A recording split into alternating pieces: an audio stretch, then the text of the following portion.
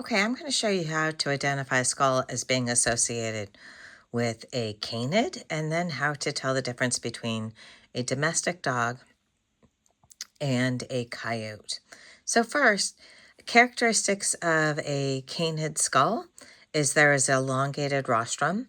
This is as we look from the eye socket to the front of the skull.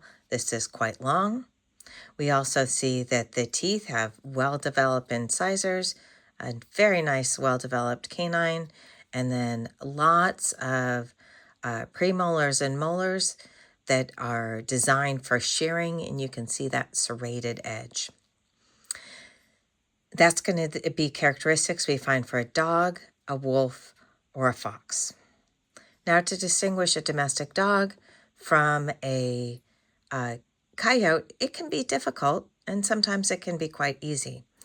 So the first thing that I look at is the slope going through the nasals to the frontal bone, and you can see that it's a quite mild slope in the coyote on my left.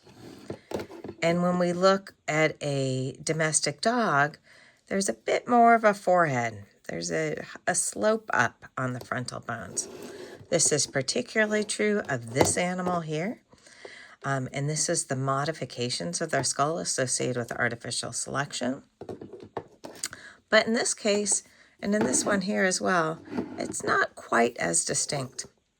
And so the next variable that you can look at is the relative length and width of the palate. Okay, so this is going to be, the palate is this bone right here. And what we do is we measure the length of the tooth row. Let me orient this so you can see.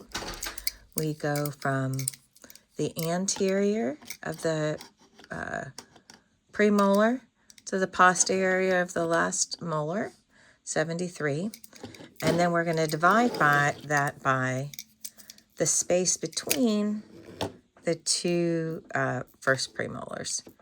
And so this one is missing, so I'm going to estimate it there, and that's 22. So 73 divided by 22. If that is greater than 3.1, and it is, then that's going to be a coyote.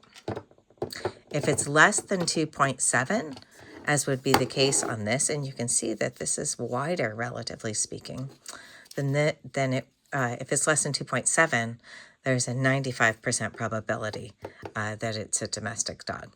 So that trait works pretty well. But if you put the two together, you're going to have a good chance of getting a correct ID.